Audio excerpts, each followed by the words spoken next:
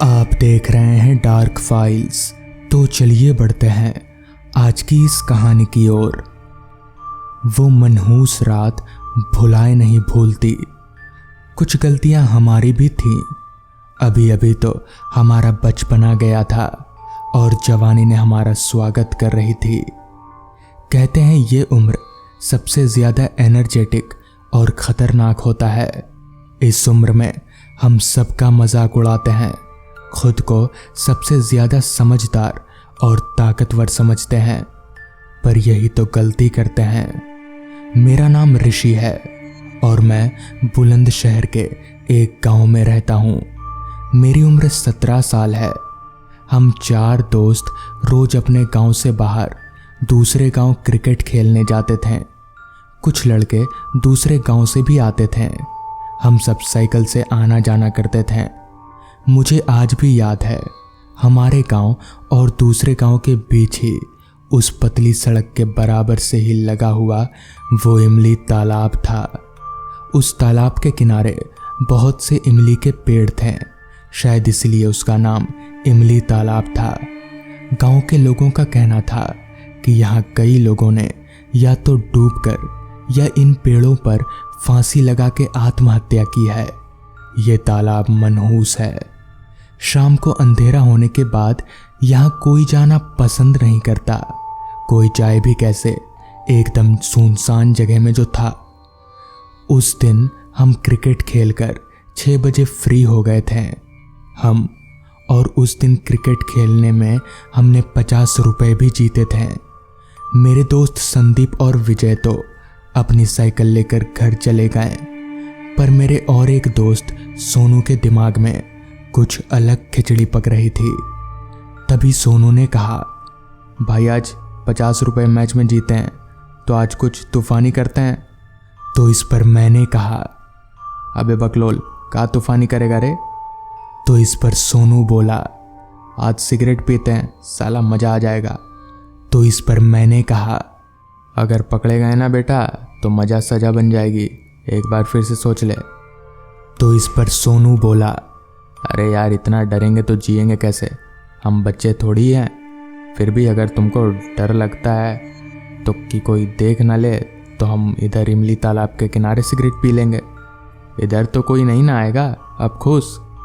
तो इस पर मैंने कहा, पागल तो नहीं हो गए हो, सिगरेट पीने के चक्कर में वो मनहूस तालाब के पास जाओगे।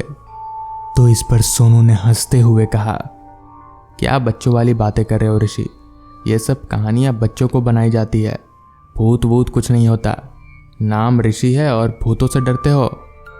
मैं भी उसके साथ जाने को तैयार हो गया।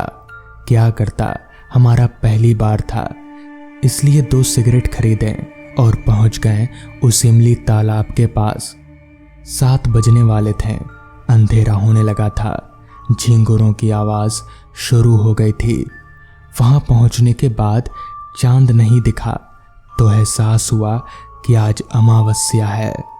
मेरी तो बैंड बजी पड़ी थी, पर जवानी का जोश था, हिम्मत दिखानी थी, तो मैं भी उसके साथ अपना डर छिपाए चला गया। दोनों ने सिगरेट जलाई और पीने लगे। वहीं तालाब के किनारे बैठ गए थे हम। तभी तालाब में हमने कुछ तैरता देखा। शायद कागज के दोने में कोई दिया जलाकर पानी में छोड़ गया था। थोड़ी देर उसे देखते रहने के बाद मुझे अचानक से आभास हुआ कि इस तालाब पर तो कोई नहीं आता, वो भी रात को, तो फिर ये कौन करेगा। मैंने डरते हुए सोनू से कहा, सोनू देख मेरे भाई, घर चलते हैं, जितनी सिगरेट पी ली बहुत है।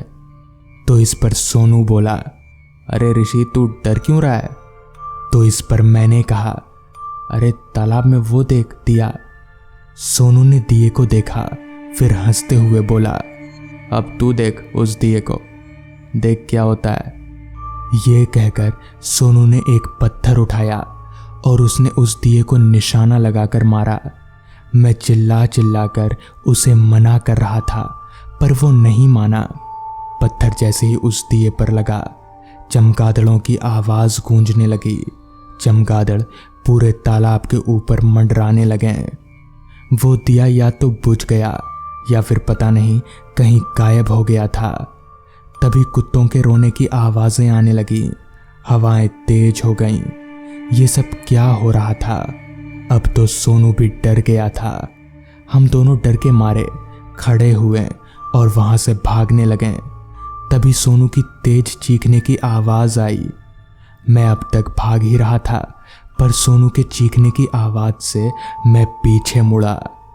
कोई अदृश्य शक्ति सोनू के पैरों को पकड़कर घसीटती हुई तालाब में ले जा रही थी। मैं चिल्लाता रहा कि उसे छोड़ दो, पर वह अदृश्य शक्ति सोनू को तालाब के अंदर ले गई। मैं रोता बिलखता रहा, पर कोई फायदा नहीं हुआ। 15 मिनट बाद मैंने सोचा मैं घर जाकर सबको सब कुछ सच बता दूंगा। मैं घर की तरफ कदम बढ़ाया ही था कि तभी सोनू ने पीछे से रोते हुए मुझे आवाज़ दिया, ऋषि भाई मुझे ले चल। मैं उसे अपने साथ घर ले आया। मैं अंधेरे में उसकी हालत देख नहीं सका, पर वो कीचड़ में सना हुआ था। नाक और कान में कीचड़ भर चुका था। मैं भी उस वक्त क्या करता, फटाफट उसे घर ले गया। उसको उसके घर के बाहर छोड़ के मैंने उससे कहा कि अच्छे से नहा ले, नाक कान सब जल्दी से साफ कर ले। और ये बोलकर मैं घर चला गया। पूरी रात मुझे नींद नहीं आई। सुबह उठते ही मैंने सारी बात अपने घर पर बता दी। ये बात सुनकर मेरे पापा और भैया बहुत गुस्सा हुए और मुझे लेकर सोनू के घर गए। सोनू की हालत बहुत ख़राब थी, उसे बहुत तेज बुखार था। उस दिन के बाद से हम लोग कभी भी उस इमली तालाब के पास नहीं गए। तो दोस्तों, ये थी आज की कहानी।